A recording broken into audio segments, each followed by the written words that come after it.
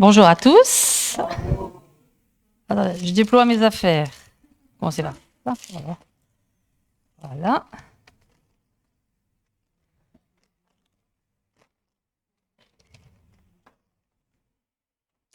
Alors, bonjour à tous, bonjour aux internautes. Donc, je suis contente d'être là parmi vous. Déjà, je voudrais remercier tous ceux qui ont prié pour moi ayant traversé la maladie depuis janvier 2023. Donc, je suis toujours sous radiothérapie, mais merci Seigneur parce que je suis là avec vous. Et soyez indulgents parce que parfois, la radiothérapie, ça me fatigue et j'ai du mal à me concentrer. Mais je voulais vraiment servir le Seigneur malgré tout ce qui a pu m'arriver. En tout cas, là, voilà, je voulais remercier surtout le Seigneur parce qu'il m'a donné la force de le servir malgré tout. Et comme ça, si ça peut encourager certains qui passent par des moments d'épreuve et de difficultés, que Dieu, notre Père, ne nous abandonne pas et nous donne la force dans les moments difficiles. Alors, je voudrais vous apporter... Donc, je vais mettre mes lunettes. Alors, ah oui. Alors, excusez-moi, je ne suis pas habituée avec le micro comme ça. Bon, alors, je voudrais vous apporter ce soir sur notre position dans la maison du Père. En fait, je vois là, mais vous, je vous vois presque plus avec les lunettes, parce que c'est des lunettes de près, donc... Je voudrais ce soir vous encourager, eh bien, si vous êtes éloigné de la maison du Père, à y revenir. Alors, nous sommes tous fils et filles du Dieu très haut. Et nous sommes passés du royaume des ténèbres au royaume des cieux. Et comme nous sommes dans le royaume des cieux, eh bien, nous sommes dans la maison du Père. À la conversion, certains le vivent maintenant parce qu'il y a des jeunes convertis. Enfin, moi, en tout cas, c'est ce que j'ai vécu aussi au début de ma conversion. C'est bien, on brûle d'amour pour le Seigneur, on est tout feu, tout flamme, on a des réponses tout de suite à nos prières, on reçoit plein de bénédictions. Enfin, ces choses, on peut les vivre toute notre vie. Hein. C'est parce qu'on est là tout jeune, tout frais, et on est là attaché au Seigneur, on s'attache à lui, on prie, on lit sa Bible. Ce que le Seigneur désire qu'on fasse toute notre vie, en fait. Hein. C'est son désir le plus intime. Hein. Et on vit tant de bénédictions. Puis, à un moment donné, Dieu nous apprend aussi à marcher par la foi. C'est comme un enfant, au départ, on est là, on le lange, on lui donne à manger. À un moment donné, bien, ce qu'on espère, c'est qu'il marche par lui-même. On lui apprend toutes ces choses et le Seigneur veut qu'on marche par la foi, tout en nous réservant ces bénédictions. Hein, parce que le royaume des cieux, cherchez d'abord le royaume des cieux et toutes choses vous seront données. On sait que tout est pour nous. Que vous ayez 1 mois, 2 ans, 3 ans, 10 ans, 20 ans, 30 ans, 50 ans de conversion, je voudrais, quelles que soient les années de conversion que vous ayez, je voudrais que vous rentriez en vous-même et que vous examiniez aujourd'hui par rapport à ce que je vais vous apporter. Et que vous puissiez honnêtement, connaître la position où vous en êtes actuellement avec votre Père. Notre Père céleste, Dieu créateur du ciel et de la terre. Où en es-tu ? Ça, c'est la question que je vous pose. Chacun personnellement, et je me la posais moi. Où en suis-je ? Est-ce que je suis dedans, dans la maison du Père ? Est-ce que je suis dehors ? Est-ce que je suis à l'abri, sous ses ailes, dans la maison du Père ? Ou alors, est-ce que je suis exposée au danger, je suis déjà dehors ? Je ne sais pas si vous avez déjà vu des troupeaux en Afrique. Ils sont tous regroupés. Et autour, il y a les lionnes qui rôdent. Parce qu'elles attendent qu'une seule chose, c'est qu'un plus faible, un malade, ou un qui s'échappe un peu du troupeau, et c'est celui-là qu'ils vont attaquer tout de suite. Donc, c'est important de rester dans la maison du Père.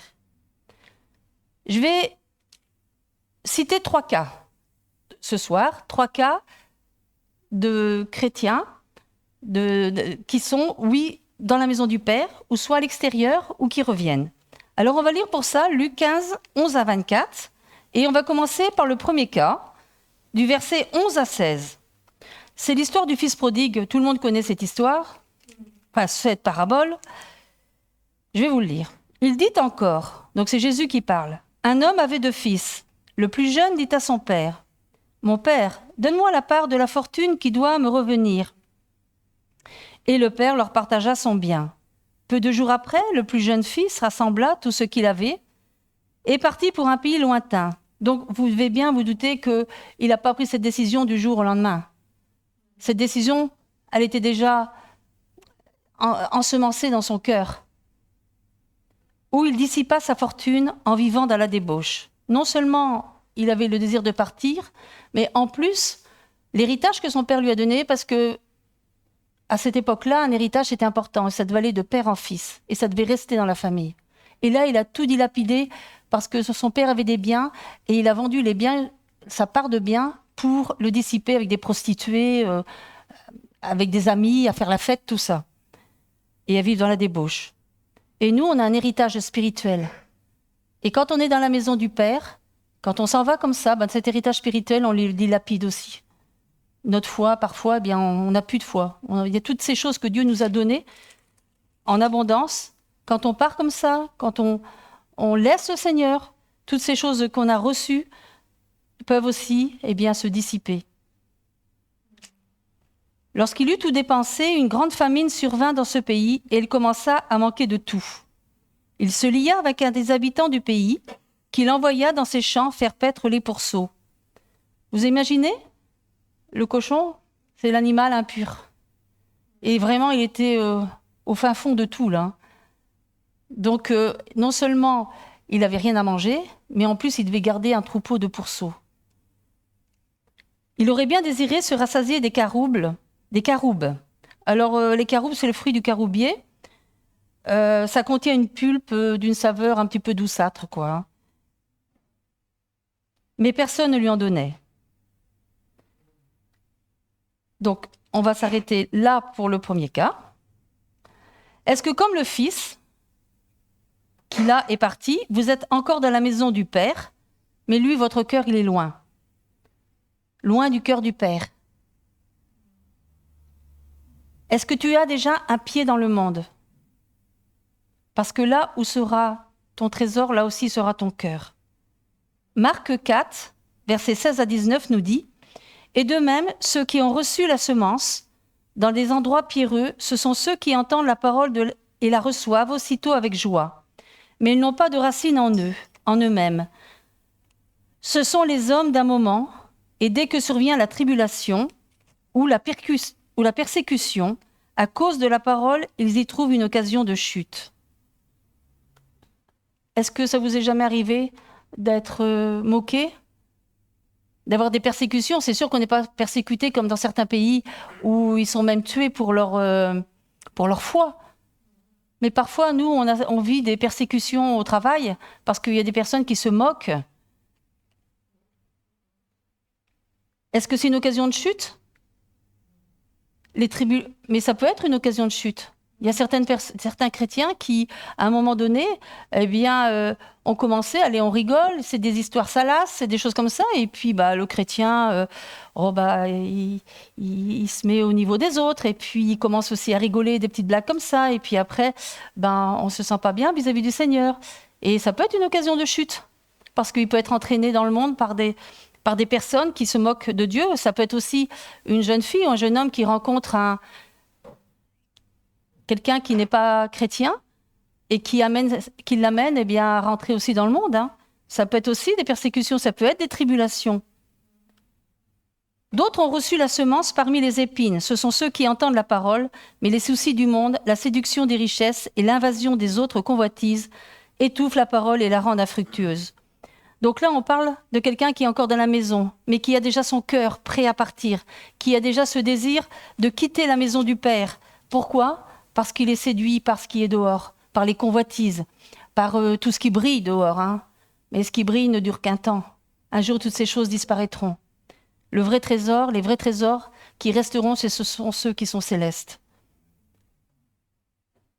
Vous allez vous en rendre compte comme ça. Vous avez commencé à perdre le désir de prier. Vous avez plus envie d'aller sortir. Alors, on peut sortir dehors, on peut se promener, il y a des choses, on peut partir en vacances, on peut faire des choses comme ça. Mais quand vous commencez déjà que ça devient quelque chose de plus important que Dieu, Tout ce qui devient plus important que Dieu, qui prend de la place à la place de Dieu, vous pouvez vous dire que déjà il y a quelque chose qui ne va pas. Vous avez perdu le désir de prier, de lire la Bible. La communion fraternelle, on n'a plus trop envie d'être avec les frères et sœurs. On a plus envie d'être avec ses amis du monde. Les réunions, aller le dimanche, c'est bon. Les autres réunions, j'ai pas trop envie. Il y a un film à la télé qui passe. Il y a ma copine qui vient. Vous savez, dans la vie, on a des priorités. Quand on est né à la maison du Père, il y a des choses que Dieu nous donne pour notre bonheur. Et enfin, en tout cas, moi, je sais que quand je suis avec mes frères et sœurs, je suis heureuse. Je suis bien. Alors Jésus, c'est vrai qu'il passait aussi du temps avec les païens, mais c'était pour leur annoncer l'évangile. C'était pour les guérir. C'était pour leur parler du royaume de Dieu.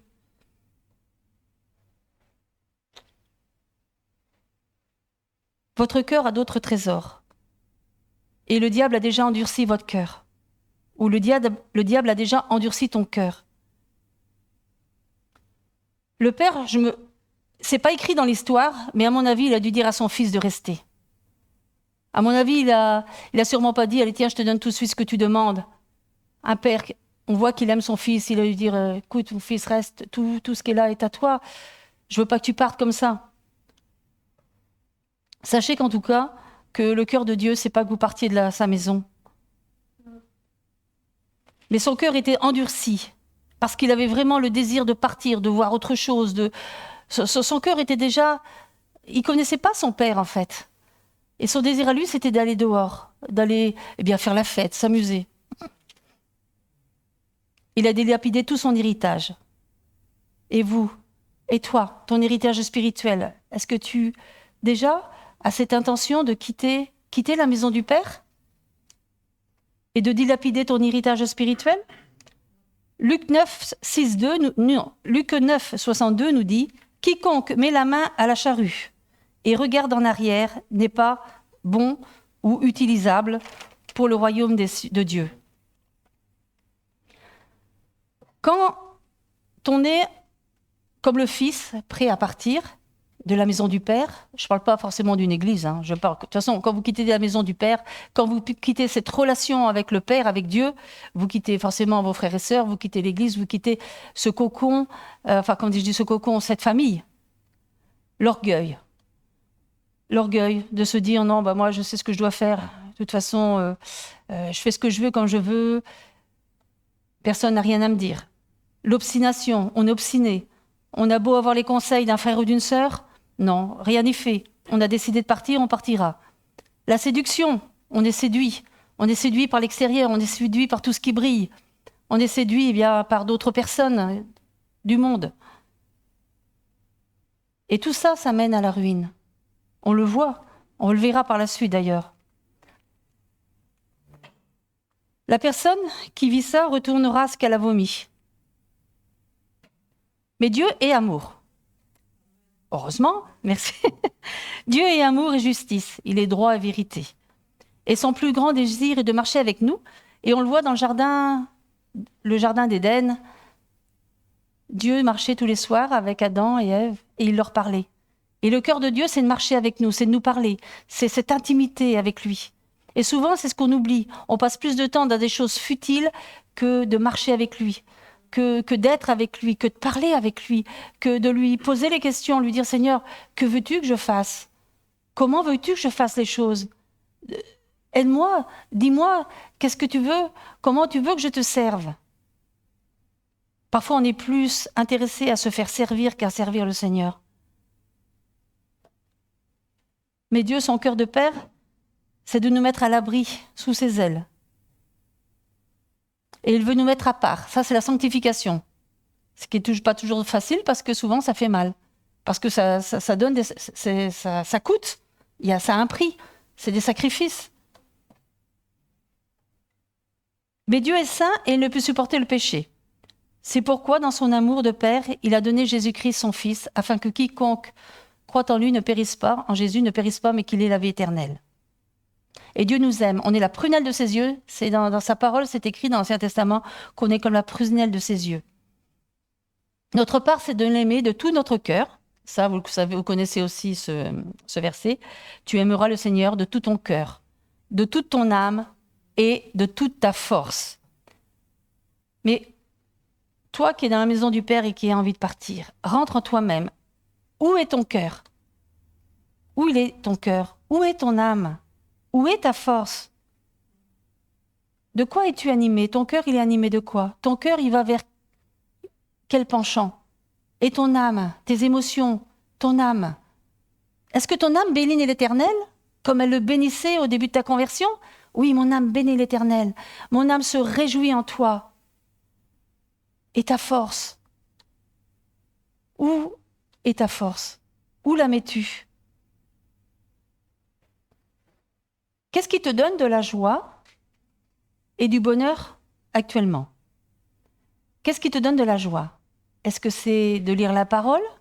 Vous savez, enfin, ça devrait être tout le temps, hein, mais c'est vrai que quand on parle, quand on est avec le Seigneur, quand on est jeune converti, on a de la joie de lire la Bible, on a de la joie de prier, mais tout ça, ça doit continuer. C'est comme dans un couple, hein.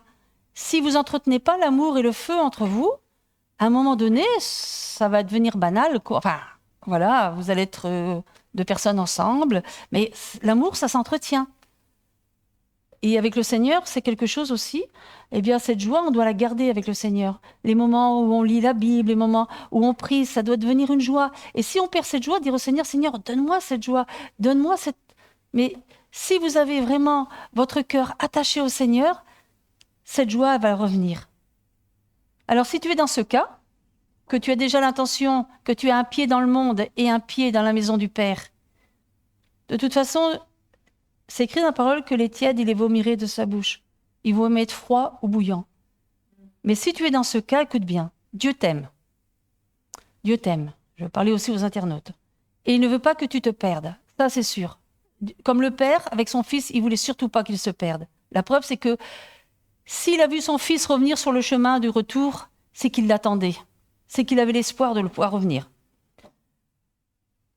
Résiste au diable et il fuira loin de toi. Ça, c'est une promesse de la parole de Dieu. On doit résister.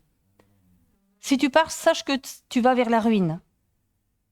Je ne te dis pas si tu pars d'une église, je te dis simplement si tu pars de la maison du Père, c'est-à-dire de ta vie, ta relation avec le Père. Forcément, si tu pars, tu vas partir de l'église, tu vas quitter tes frères et sœurs, tu vas quitter tout ce qui entoure la maison du Père.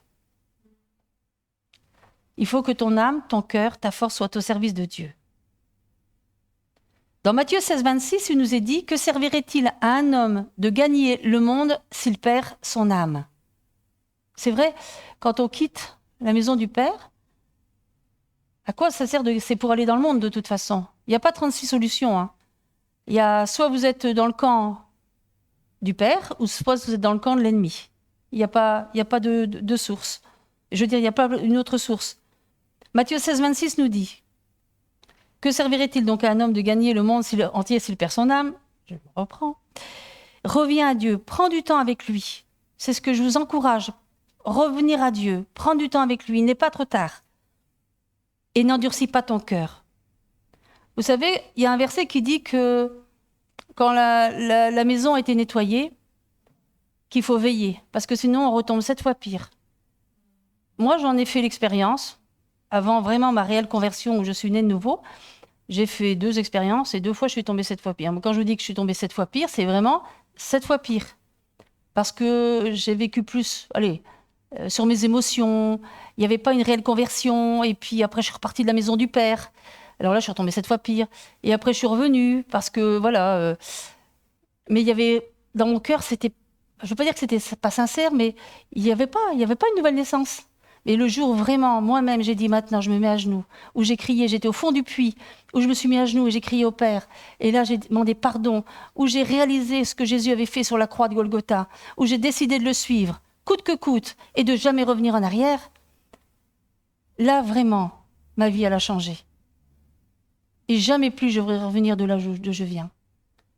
Jamais plus. Je suis trop bien dans la maison de mon Père, même s'il y a des difficultés, parce que le chemin est étroit. C'est écrit, hein, le chemin, il est étroite est la porte et le chemin est plus difficile, mais combien plus réjouissant, combien plus de bonheur sur ce chemin.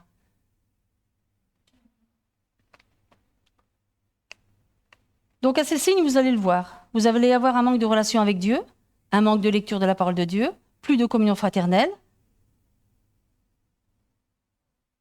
Il y a un passage qui dit aussi que si tu fais le bien et qu'après tu fais le mal, Dieu ne se souviendra plus du bien que tu auras fait. Par contre, si tu fais le mal et qu'après tu fais le bien, Dieu se souviendra plus du mal que tu auras fait. Je voudrais vous lire Matthieu 7, 13, justement, qui nous parle du chemin. Entrez par la porte étroite, car large est la porte et spacieux le chemin qui mène à la perdition. Et il y en a beaucoup qui entrent par là. Même celui qui est dans la maison du Père, parfois il sort et il prend ce chemin parce que la porte elle est large et le chemin est spacieux. Mais au bout, c'est la perdition. Mais étroite et la porte est resserrée. En fait, le mot resserré, c'est le même mot que tribulation, épreuve ou difficulté. Le chemin qui mène à la vie. Ça veut dire que Jésus il a dit qu'on ne serait pas mieux loti que lui. Je veux dire, comment dire ça? On a des bénédictions. Vraiment, quand on vit des épreuves, là j'en ai vécu une depuis le mois de janvier, mais je sais que j'ai toujours eu le Seigneur avec moi, que le Seigneur m'a gardée, m'a protégée. J'aurais pas été chrétienne, je ne sais pas ce que j'aurais fait. J'aurais sombré. Mais je veux dire, c'est pas pour ça, parce qu'on est en Christ, qu'on n'a pas des difficultés. Quand vous voyez les apôtres, la plupart, ils ont été persécutés, ils sont morts sous la persécution. Hein. Donc le chemin qui mène à la vie, il y en a peu qui le trouvent. Il y en a sûrement aussi peu qui le cherchent. Donc, vraiment, je vous encourage à prendre le chemin, peut-être la porte étroite, mais là où vous serez heureux.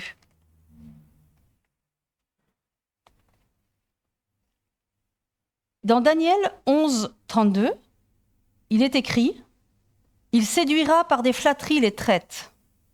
Je voudrais vous expliquer ce que c'est un traître. Trahir, c'est livrer, c'est abandonner, cesser d'être fidèle, faire cause commune avec l'ennemi. Si vous quittez la maison du Père, vous n'êtes plus dans le camp du Père, vous êtes dans le camp de l'ennemi. Et pendant la guerre, ceux qui passaient dans le camp de l'ennemi, on les appelait des traîtres. Il y en a certains qui l'ont fait, qui sont passés de l'autre côté. Donc, là, dans Daniel, on voit que par des flatteries, certains ont été séduits. Et on les appelle des traîtres de l'alliance. Nous, on a fait une alliance. Vous avez tous fait une alliance avec le Seigneur. Et cette alliance, c'est comme un mariage. Et quand vous faites une alliance avec la personne que vous aimez, c'est pour la vie, c'est pour toute la vie. Et donc là, c'est pareil. Avec le Père, vous avez fait une alliance et c'est aussi pour toute la vie. Donc le verset, la suite, c'est « Mais le peuple de ceux qui connaissent leur Dieu agiront avec fermeté. » Et dans Ésaïe 40, 31, je vous donne des versets pour que vraiment ça puisse toucher vos cœurs. « Mais ceux qui espèrent en l'Éternel renouvellent leur force. Ils sont comme des aigles, ils courent et ne se lassent pas, ils marchent et ne se fatiguent pas. » Donc il faut que vous sachiez que si vous êtes dans cet état-là, revenez au Seigneur. Sachez qu'il y a une espérance, que si vraiment vous vous attachez à Dieu, le Seigneur va vous aider à aller plus loin. Prends la bonne décision. Sors des griffes de Satan, parce que c'est l'ennemi qui veut c'est l'ennemi qui est là et qui veut te faire partir de la maison du Père. Parce que lui, tout ce qu'il cherche, c'est à te détruire. Donc là, c'était pour ce cas. Maintenant, je vais vous parler d'un autre cas. Je vais vous parler pour celui qui est parti de la maison du Père, ou celui qui n'est pas parti, mais qui veut aller vers le Père. Mais je veux surtout parler de du fils ou de la fille qui a quitté la maison du Père et qui, à un moment donné, s'est rendu compte de la ruine où il était et qui maintenant veut revenir vers le Père et qui revient dans la maison du Père. Alors, on va lire dans Luc 15, 17 à 24. « Rentré en lui-même, il se dit « Combien d'employés chez mon Père ont du pain en abondance, et moi ici je péris à cause de la famine. » Vous savez, pour le chrétien qui a quitté le Père, c'est une famine spirituelle. Et une famine spirituelle, quand la personne a connu les bontés de Dieu, eh bien, c'est difficile. « Je me lèverai, j'irai vers mon Père et lui dirai « Père, j'ai péché contre le ciel et envers toi. Je ne suis plus digne d'être appelé ton fils. Traite-moi comme l'un de tes employés. » Il se leva et alla vers son père. Comme il était encore loin, son père le vit et fut touché de compassion. Il courut se jeter à son cou et l'embrassa. Le fils lui dit, « Père, j'ai péché contre le ciel et envers toi. Je ne suis plus digne d'être appelé ton fils. » Mais le père dit à ses serviteurs, « Apportez vite la plus belle robe et mettez-la lui. Mettez-lui une bague au doigt et des sandales pour ses pieds. Amenez le veau gras et tuez-le, mangeons et réjouissons-nous. » Est-ce que tu es dans ce cas? Hors de la maison du Père, séparé du Père? Tu as connu la maison du Père, tu en es parti et tu vis cette famine spirituelle et tu reviens.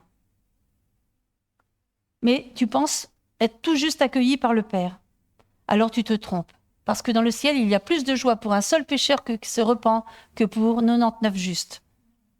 Donc, ne pense pas que tu vas tout juste accueilli par le Père. Là, on voit quoi? On voit le Père, quand il voit son fils arriver, il court vers lui.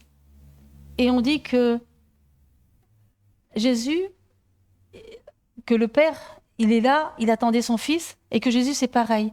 Il va chercher la brebis perdue. Alors, le Seigneur nous revêt de cette robe. Quand on revient vers lui, quand on revient dans la maison du Père, il change notre vêtement, c'est écrit aussi dans l'Ancien Testament, dans Ésaïe, il changera tes vêtements de deuil en vêtements de joie. C'est écrit dans les psaumes, mais aussi dans Ésaïe, on voit que Dieu change le cœur de l'homme. Tu te souviens donc des bénédictions, de l'amour que tu avais auprès de ton Père, et tu espères en son amour. Mais tu te demandes vraiment, est-ce que Dieu va encore m'aimer comme il m'aimait au départ? Et alors Dieu, on voit le Père qui met un anneau au doigt de son fils. Cet anneau, souvent, il y avait le nom du propriétaire dessus, et il donnait le pouvoir de commander. Tu avais le pouvoir, presque le même pouvoir que la personne qui te donnait l'anneau, en fait. Hein. Et Dieu, bien, il a scellé en nous, par le Saint-Esprit, qui atteste en nous, en fait, que nous sommes enfants de Dieu, et on peut dire « Abba Père », on peut dire « Papa ». Ça, je voudrais vraiment le dire aux personnes, même aux internautes qui reviennent au Seigneur, de ne pas se décourager, de ne pas se dire, est-ce que dit non, Dieu vous scelle en vous par le Saint-Esprit, et c'est le Saint-Esprit qui va attester que vous êtes enfant de Dieu, et vous pourrez dire Papa, Abba Père. Surtout, quand ce mot Abba Père, ce qui veut dire papa, c'est quelque chose de puissant, quelque chose de fort. C'est quelque chose de très fort. Je voulais juste dire un petit chose comme ça, parce que le mot papa, ça a une signification, c'est fort. J'ai perdu ma maman, et puis des fois, ne serait-ce que le mot maman, c'est quelque chose de fort. Quand on a une maman aimante, tout ça, c'est quelque chose de fort. Ne serait-ce que le mot. Et là, pour moi, le mot papa, Abba Père, Dieu Tout-Puissant, l'Éternel des armées, mais on peut lui dire papa. C'est le Créateur de toutes choses, et on peut dire papa.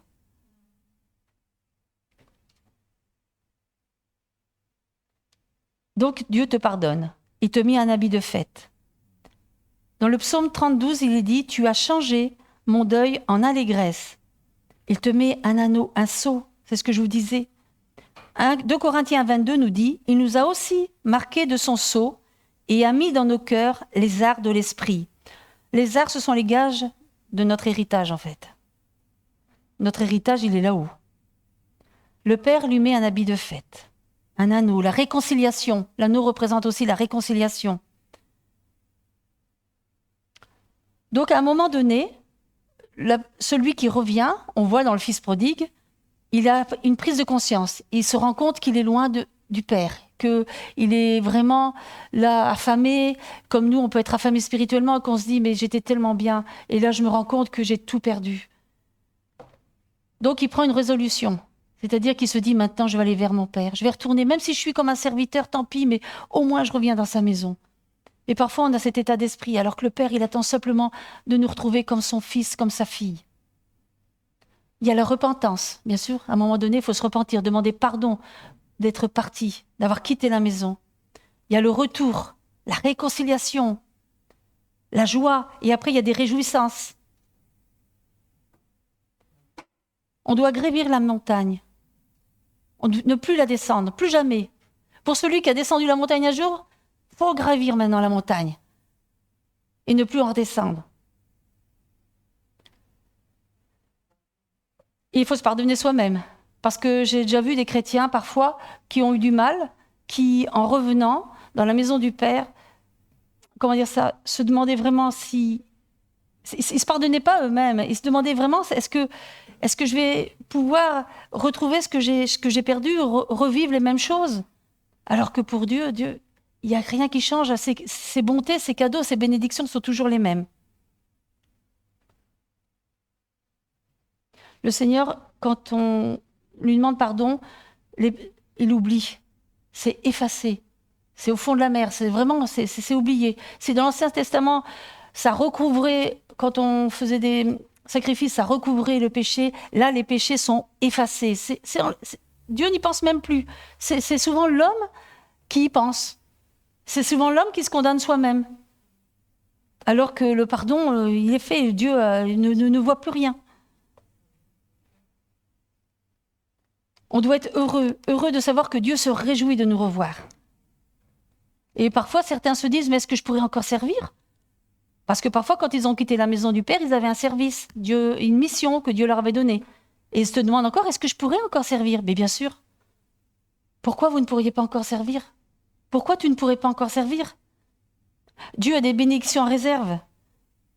Dieu te redonne la même place, la même position dans sa maison et tu ne pourrais pas le servir? Tu serais dans ton coin, non? Et peut-être qu'il te donnera encore des choses plus grandes. Si tu es fidèle dans les petites, Dieu te donnera des grandes. Mais il faut commencer par être fidèle dans les petites choses. Si tu es fidèle dans les petites choses, tu verras. Mais il faut être fidèle jusqu'au bout. On est parfois fidèle dans des choses du monde, fidèle à son sport, en foot, je ne sais pas si quelqu'un fait du foot ici, mais fidèle à son sport. Non, mais fidèle à des clubs, fidèle à, je sais pas, je suis fidèle à ma série de télévision. Je voudrais pas en manquer un bout. Et si je dois aller quelque part, je vais l'enregistrer. Enfin, on est fidèle à beaucoup de choses, fidèle à son téléphone, fidèle. Et on ne serait pas fidèle à Dieu qui est au-dessus de toute chose. Pourquoi? Parce que souvent, ce sont des choses Dieu, on le met en second plan quand on en a besoin. Un peu comme un tiroir caisse. Tiens, aujourd'hui, Seigneur, j'ai besoin de toi. Clic, hop. Non, mais c'est vrai, parfois, c'est ce qu'on fait. Mais c'est juste pour vous dire que dans la maison du Père, il y a toujours les mêmes cadeaux. Quand parfois on prie, on dit, Seigneur, ouvre les écluses des cieux, fais tomber ta pluie du ciel. Mais c'est vrai que Dieu, il a plein de choses en réserve. Et parfois, on ne va pas aller chercher ces choses. On va chercher plein de choses dans le monde. On va se démener pour trouver ce qu'on veut dans le monde, une belle maison, une voiture, travailler pour ça. Et pour le Seigneur, pas trop me pousser, parce que ce soir, j'ai envie de dormir, demain, j'ai ça à faire, après-demain, ci, après-demain, là. Non, faut être... Je pense que le fils qui revient vers son père, je pense qu'il avait plein d'enthousiasme. Et je pense que, tu reviens dans la maison du Père, le Seigneur va te bénir et continue d'avancer avec lui. La joie, Dieu est plein de joie quand il retrouve son fils perdu.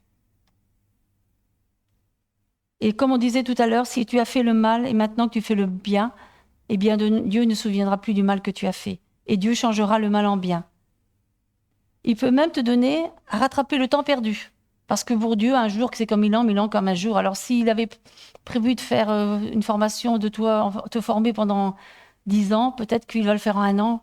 Pas ça, Dieu seul le sait. Mais en tout cas, Dieu aussi, comme s'il change le mal en bien, il peut aussi te faire rattraper le temps. Si tu avais reçu une prophétie pour quelque chose de particulier, fils ou fille du Père, Dieu ne se trompe pas dans ce qu'il a reçu pour toi.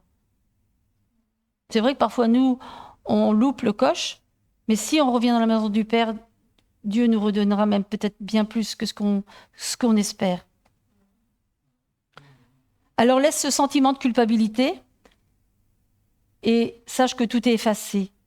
Regarde vers le ciel, surtout regarde vers le ciel. Que tu sois dans la maison à vouloir partir, non, Change ton regard de position. Regarde vers le ciel. Et ne regarde plus en bas vers la terre. Si tu regardes en bas vers la terre, tu vas y voir quoi? Ton nombril. Et le nombril, c'est un peu l'ego. Hein. On s'apitoie un peu sur soi hein, quand on regarde la terre. Quand on regarde le ciel, ben, on espère en l'éternel. Quand on regarde la terre, on espère en soi. On espère vers les autres. Et on oublie que c'est Dieu qui a toutes choses entre ses mains. Relève la tête, sois fort. Dieu a des projets pour toi. Donc relève la tête. C'est vraiment... En fait, au départ, je ne devais pas préparer sur ça. Je devais préparer sur les chaînes, ce qui nous entrave en tant que chrétiens. Et puis, j'ai vraiment été dirigée par ça. Alors, j'ai dit, Seigneur, je vais le faire. J'ai dit, je vais le faire. Même si je n'arrive pas beaucoup à me concentrer en ce moment, je vais le faire. Donc, je fais ce que Dieu me demande et je sais qu'il y a des hommes, des femmes, des fils et des filles de Dieu qui doivent relever leur tête et être forts. Et que Dieu a des projets pour toi. Et ne laisse pas l'ennemi te faire croire le contraire. Sois enraciné. J'avais cette image du dimanche dernier du phare sur le rocher. Vous avez vu, hein, quand il y a des tempêtes, je ne sais pas si vous avez vu des émissions Thalassa, tout ça, mais quand il y a des tempêtes, ça frappe dessus. D'ailleurs, il faut voir, hein, quand les tempêtes, il y a même des fois des plages entières qui sont carrément, même des maisons qui sont grignotées. Il y a même des maisons qui tombent. Et un phare ne tombe jamais. C'est sur le rocher. Et nous, on doit être comme ça sur ce rocher. Et quand il y a une tempête, on ne peut pas être déraciné. Moi, je sais que j'ai vécu une tempête, le cancer, là, en début d'année. Mais j'ai gardé mon espoir en Jésus, en Dieu. Et le Seigneur m'a permis de le passer, même les tempêtes, quand elles ont parfois balayé. Eh bien, j'ai résisté. J'ai résisté. Donc, résister. Parce que Dieu ne nous a pas dit que tout serait... Parce que souvent, on dit aux chrétiens que ouais, tout va être rose, tu vas voir, tout va bien aller. Oui, c'est vrai qu'on a des bénédictions, on a des choses qu'on n'a pas dans le monde. Mais des moments difficiles, des moments d'épreuve, on en aura. On en aura. Mais on ne les traversera pas tout seul. Donc, gravis la montagne, prends du temps avec Dieu. Prends du temps avec Dieu. Pas seulement... Allez, parce que parfois... Quand on est dans la maison du Père et qu'on veut partir, je voudrais juste vous dire ça, c'est que parfois, si on passait 1 heure avec le Seigneur, je donne un exemple comme ça, dans notre culte personnel, après on va passer une demi-heure, 10 minutes, 5 minutes. Et alors là, les 5 minutes, c'est vraiment pour avoir bonne conscience. Hop, on fait notre petit truc, vite fait. Voilà, Seigneur, j'ai fait mon petit truc aujourd'hui, mais il n'y a pas de relation intime. Ça, c'est vraiment déjà quand la personne est prête à... Le pied dans le monde, un pied dans... Mais quand vous êtes dans la maison du Père, prenez du temps avec lui. Réjouissez-vous de prendre ce temps. Demandez au Seigneur de lire la Bible et d'avoir la joie de lire sa parole. Prenez du temps, soyez heureux, chantez des cantiques, chantez des louanges. Recevez vraiment la bénédiction de Dieu et surtout, ne vous lassez pas de faire les choses pour le Seigneur. Parce qu'il y a tellement de choses qui prennent le temps. Je vous le dis parce que moi, ça m'est arrivé, vous êtes là, puis clac, il y a quelque chose, une pensée, tiens, mince, je dois faire ça, mince. Mais non, dites vraiment, prenez ce temps comme quand vous avez envie. Vous savez, quand vous êtes un couple, si vous êtes tous les deux en train de travailler et jamais vous parlez, à un moment donné, ça va être difficile. Vous avez besoin, quand la femme est à la maison, elle a vécu des choses, le mari rentre du travail, elle a envie de lui dire ce qui s'est passé dans sa journée. Lui, il rentre, il a envie de se reposer. Souvent. Non, mais souvent, avant de parler, il a envie de se reposer, ce que la femme, des fois, ne comprend pas. Non, mais je veux dire, l'un et l'autre ont besoin, à un moment donné, l'homme aussi, il a besoin de parler avec sa femme, il a besoin, comme un enfant, il a besoin de parler avec ses parents. S'il y avait toujours, je veux dire, cette relation, allez, comme... Je te donne de l'argent, va au cinéma, fais ci, fais là, mais jamais le père parle avec son enfant. Mais l'enfant, il y a un manque. L'enfant, il a aussi, ou même le jeune, même l'adulte, a besoin d'une conversation, d'une communication avec la personne qu'il aime, avec la personne qui est près de lui. C'est normal. Personne ne pourra te condamner si toi, si tu te sens sans valeur, sache que tu as pour Dieu de la valeur. Qui c'est qui a un billet, là? Un billet de même 5 euros. Je voudrais vous montrer quelque chose. Vous êtes tous pauvres. Non, mais je vous le redonne, je vous le redonne.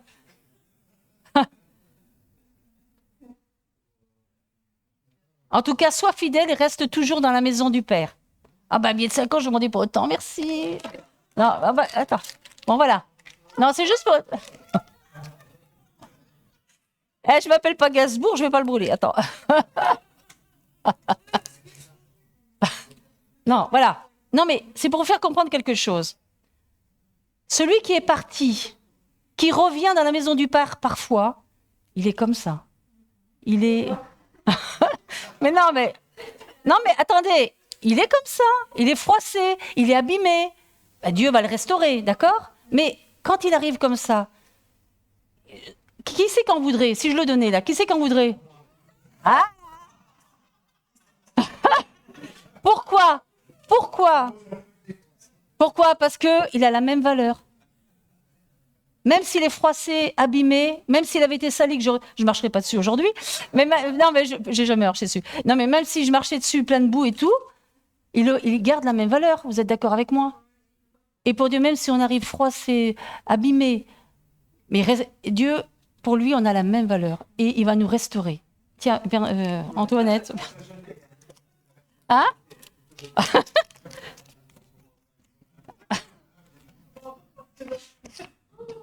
Non, c'est pas grave. Tu pourras simplement pas le mettre dans la banque, hein. Parce qu'à la banque, il faut qu'il soit bien lisse. Bah, c'est pour ça que Tiens, merci, Antoinette. Non, mais c'était juste pour vous dire ça, quoi. Donc, reste fidèle. Donc, je voudrais maintenant vous parler du dernier cas. Là, on va terminer sur le dernier cas. Luc, donc là, c'est Luc toujours 15, 25 à 32. Or, le fils aîné était dans les champs. Lorsqu'il revint et s'approcha de la maison, il entendit de la musique et des danses. Il appela un des serviteurs et s'informa de ce qui se passait. Ce dernier lui dit : « Ton frère est de retour, et parce qu'il lui a été rendu en bonne santé, ton père a tué le veau gras. » Il se mit en colère et ne voulut pas entrer. Son père sortit pour l'y inviter. Alors il répondit à son père : « Voici, il y a tant d'années que je te sers.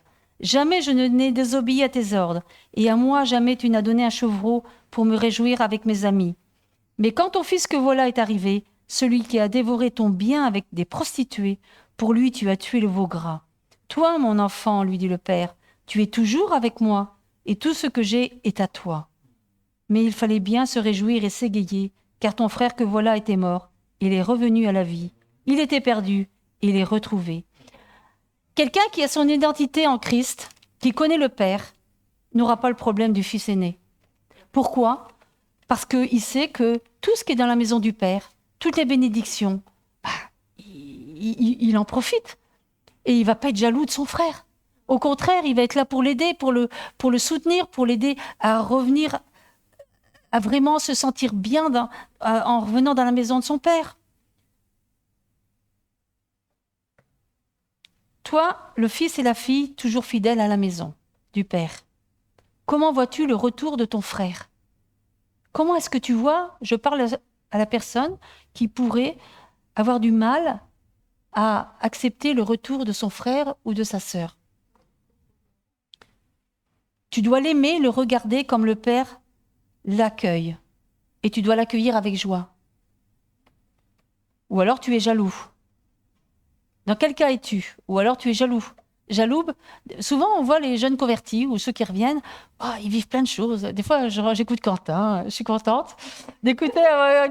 Non, mais puis d'autres aussi, hein, dans vos bénédictions, dans ce que vous recevez. Mais moi, je suis heureuse d'entendre ça parce que je dis, pour eux, leur foi, elle va grandir, et puis ça fait grandir notre foi aussi. Mais tous, on ne doit pas être jaloux parce qu'on doit aussi vivre ces choses-là. C'est pas parce qu'on est des chrétiens de plusieurs années de conversion qu'on peut pas vivre ces choses-là. Mais Dieu permet ces choses pour eux, pour ceux qui reviennent, parce qu'ils ont besoin de sentir l'amour du Père. Mais l'amour du Père, on l'a tout le temps. Tu ne pardonnes pas. Tu rejettes ton frère, ta sœur. J'ai déjà vu ça, hein. J'ai déjà vu ça, hein. Ou des chrétiens, ou pour moi, ça me paraît bizarre, mais qu'un chrétien puisse rejeter son frère ou sa sœur au point de même ne pas vouloir lui dire bonjour parce que la personne Elle avait quitté la maison du Père. Et forcément, quand vous quittez la maison du Père, c'est comme le fils prodigue, eh bien, il a vécu des choses difficiles. On n'a pas à le faire parce que toi qui es debout, veille à ne pas tomber. Il y a un verset qui le dit dans la Bible. Toi qui es debout, veille à ne pas tomber. Ne l'accable pas, n'accable pas ton frère ou ta sœur. Parce qu'il n'y a aucune condamnation pour ceux qui sont en Jésus-Christ. Il n'y a aucune condamnation. Si tu ne pardonnes pas, Dieu ne te pardonnera pas non plus. Je vais vous lire, ça c'est dans Matthieu 6, 14 et 15, au cas où vous direz, non, Dieu pardonne tout. Non, si tu ne pardonnes pas, Dieu ne te pardonnera pas non plus. C'est écrit, je vais vous le lire. Si vous pardonnez aux hommes leurs fautes, littéralement ça signifie leur chute, votre Père céleste vous pardonnera aussi. Mais si vous ne pardonnez pas aux hommes, votre Père ne vous pardonnera pas non plus vos fautes. Donc c'est quand même, on pourrait dire, c'est dur, mais c'est Jésus qui parle. Hein. C'est Jésus qui parle. Hein. En fait, tu es dans la maison du Père, le Fils, l'aîné, il était dans la maison du Père et il ne profitait pas des bénédictions que Dieu avait en réserve pour lui. Il travaillait, mais les bénédictions, il les vivait pas. Pourquoi ? Parce qu'il connaissait pas son Père. Sinon, il aurait pu profiter. Il lui dit, mais tu es avec moi tout le temps. En fait, il pouvait se servir de ce qu'il voulait. S'il avait vraiment connu son Père, c'est parce que des fois, on ne passe pas assez de temps avec le Seigneur. On est des vieux chrétiens, mais on vit notre petite vie de chrétiens. On fait les choses, hein, on sert le Seigneur, tout ça. Mais notre relation avec le Seigneur, où elle en est ? Parce que si on est en pleine activité, mais qu'on n'a aucune relation avec Dieu, à quoi ça sert ? Parce que Dieu, le cœur du Père, c'est de passer du temps avec lui, d'être avec lui. Et là, il va nous guider, il va nous dire ce qu'on doit faire pour lui. C'est un manque de relation. Parce que tu es affairé et tu ne connais pas le Père. Ne juge pas ton frère qui revient. Ne sois pas une cause de tristesse ou de chute. Matthieu 18, versets 7 à 9. Les pharisiens et les scribes reprochaient à Jésus en fait d'accueillir les gens de mauvaise réputation. Je ne sais pas si vous vous souvenez de ce texte dans la Bible, hein, où il reprochait à Jésus de manger avec les gens de mauvaise réputation. Et en fait, on voit qu'il ressemblait au fils aîné parce qu'il ne montrait ni amour, ni pitié pour ceux qui n'étaient pas selon leurs critères. Et nous, on doit montrer de la pitié, de l'amour, de la compassion, je dirais, pour ceux qui sont peut-être pas selon nos critères, mais si c'est les critères de Dieu, qui sommes-nous pour refuser qu'un frère ou une sœur revienne dans la maison du Père ? Même si c'est quelqu'un qui a fait les pires déboires, même si c'est quelqu'un, peut-être, vous savez, il y a des gens, j'ai déjà vu des témoignages de personnes qui avaient tué, qui avaient été en prison, qui avaient fait leur temps en prison et qui après se sont convertis en prison et qui c'était des serviteurs de Dieu. D'ailleurs, vous regardez l'apôtre Paul, c'est lui qui a ordonné l'ordre de lapider Étienne. Et regardez les grandes choses qu'il a fait. S'il n'avait pas été accueilli par qui est venu prier pour lui, Barnabas, les autres avaient peur de lui, hein, ils ne voulaient pas le recevoir, ils avaient peur. Hein. Oui, il y avait de quoi. Oui, d'accord, mais ce que je veux dire par là, c'est qu'il y avait eu la repentance, il y avait eu l'apôtre Paul, Saul, devenu Paul, avait quand même, son cœur avait changé. Mais c'est l'homme qui parfois n'accepte pas et ne voit pas les choses comme Dieu les voit. Alors, en conclusion, je voudrais simplement vous lire Luc, chapitre 14, versets 25 à 35. Ah oui, et puis il y en a un autre. Luc 14, 24 à 35. « Car je vous le dis, aucun de ces hommes qui avaient été invités ne goûtera de mon repas. » De grandes... Non, c'est 25, excusez-moi, j'ai lu le 24. De grandes foules faisaient route avec Jésus. Il se retourna et leur dit : « Si quelqu'un vient à moi Et s'il ne hait pas son père, sa mère, sa femme, ses enfants, ses frères et ses sœurs, et même sa propre vie, il ne peut être mon disciple. Et quiconque ne porte pas sa croix et ne me suit pas, ne peut être mon disciple. Car lequel d'entre vous, s'il veut bâtir une tour, ne s'assied pas d'abord pour calculer la dépense et voir s'il a de quoi la terminer? Et je me souviens que dans mon témoignage, j'avais dit, avant de me convertir, j'ai calculé la dépense comme c'était marqué ici. J'ai dit, si je reste comme je suis, je finis entre 4 planches. Par contre, tout ce que je savais, c'est que si je venais vers le Seigneur, j'avais la vie éternelle. Et je ne connaissais pas son amour. C'est après que j'ai connu l'amour de Dieu, tout ça. Mais forcément, au départ, ce qu'on connaît, c'est ce qu'on entend, c'est ce qu'on lit. Et moi, ce que je voulais, c'était avoir la vie éternelle. Et après, j'ai connu les bénédictions de Dieu, tout ça. De peur qu'après avoir posé les fondations, il ne soit pas capable d'achever, et que tous ceux qui le verront ne se moquent et ne disent « Cet homme a commencé à bâtir, il n'a pas été capable d'achever. » Vous savez, c'est le fils qui est dans la maison du père et qui part. Il part, il n'a pas achevé ce qu'il avait commencé, il n'y a pas eu de fidélité. Parce que il y a des gens, c'est sous l'émotion. Moi, je sais que je suis tombée deux fois, 7 fois pire. Pourquoi? Parce qu'au début, c'était ça. J'ai pas calculé les dépenses. J'ai fait parce qu'on me disait de le faire. J'ai fait parce que c'était sous l'émotion. Dieu m'avait guéri. Et une autre fois, parce que Dieu m'a parlé au travers d'un serviteur et où j'avais une vision. Et vraiment, je savais que c'était Dieu qui me parlait. Mais il n'y a pas eu mon cœur. Mon cœur n'était... Voilà, j'ai pas été fidèle. Quand on vient à Christ, on doit vraiment, comment dire ça, garder cette fidélité. On est dans la maison du Père, on doit y rester. On ne doit pas s'en écarter parce que c'est là que le diable rôde et cherchant qui il va dévorer. Ou quel roi, s'il part pour s'engager dans une guerre contre un autre roi, ne s'assied pas d'abord pour examiner s'il a le pouvoir avec 10 000 hommes de marcher à la rencontre de celui qui vient contre lui avec 20 000, tandis que l'autre est encore loin. Il lui envoie une ambassade pour demander les conditions de paix. Ainsi donc, quiconque d'entre vous ne renonce pas à tout ce qu'il possède ne peut être mon disciple. Le sel est une bonne chose, mais si le sel devient fade, avec quoi l'assaisonnera-t-on? Il n'est utile ni pour la terre, ni pour le fumier. On le jette dehors, que celui qui a des oreilles pour entendre, entende. Et je voudrais qu'on lise Matthieu 18, versets 7 à 9. Matthieu 18, 7 à 9, qui nous dit « Malheur au monde à cause des occasions de chute. » Bon, là, c'était plus pour celui d'avant, pour celui qui est dans la maison du Père et qui veut en partir. Maintenant, c'est pour celui, le fils aîné, mais qui n'accepte pas son frère qui revient ou sa sœur qui revient. « Malheur au monde à cause des occasions de chute. Car il était inévitable qu'il se produise des occasions de chute, mais malheur à l'homme par qui elles se produisent. » Vous savez qu'on peut être une occasion de chute pour des frères et des sœurs, dans notre façon d'être, dans notre témoignage, dans notre façon d'accueillir notre frère ou notre sœur. On peut être une occasion de chute pour la personne. Si ta main ou ton pied est pour toi une occasion de chute, coupe-les et jette-les loin de toi. Mieux vaut pour toi entrer dans la vie manchot ou boiteux que d'avoir 2 pieds ou 2 mains et d'être jeté dans le feu éternel. Et si ton œil est pour toi une occasion de chute, arrache-le et jette-le loin de toi.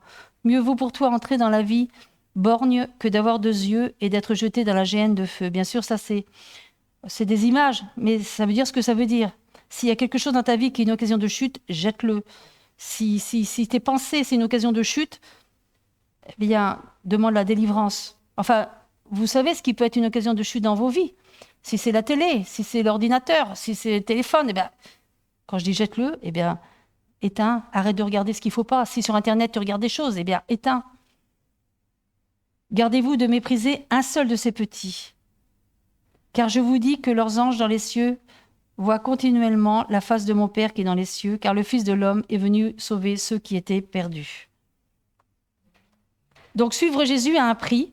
Être disciple, fils du Père, implique loyauté, fidélité et aimer Dieu en premier. Tu aimeras le Seigneur ton Dieu de tout ton cœur, on l'a dit, c'est la chose la plus importante. Soyez des enfants de lumière, rendez heureux le cœur du Père, parce que Dieu vous aime, Dieu veut votre bonheur et Dieu veut que vous soyez heureux dans sa maison.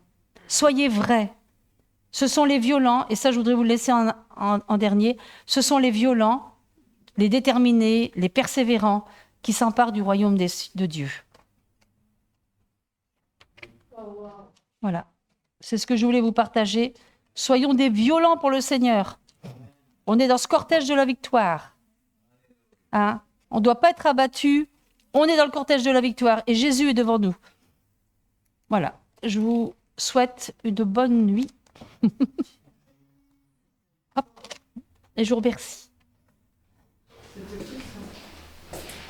Merci Laurence. Voilà, Dieu est bon. Comme elle vous l'a dit tout à l'heure, mon épouse, elle a subi une séance de radiothérapie aujourd'hui. Il lui en reste que 2 à passer. Elle en a eu 13. 15, oui, 13 passés. On peut compter sur la fidélité du Seigneur. Amen. Et ces bontés ne sont pas terminées pour chacun d'entre nous. Alors merci pour ce message d'espoir, parce que c'est vrai, on peut tous chuter. Chuter, c'est une chose, mais ce qui est important, c'est de se relever avec le Seigneur et de nous souvenir effectivement ce que tu nous as rappelé. Il nous aime d'un amour inconditionnel. Voilà, je vous salue tous et bien évidemment les amis internautes, on vous attend ce dimanche. Donc le culte aura lieu à 10h30 comme tous les dimanches et ce sera le frère Michel Andrade qui partagera avec nous. Je vous souhaite une très bonne nuit, soyez bénis et à bientôt. Amen.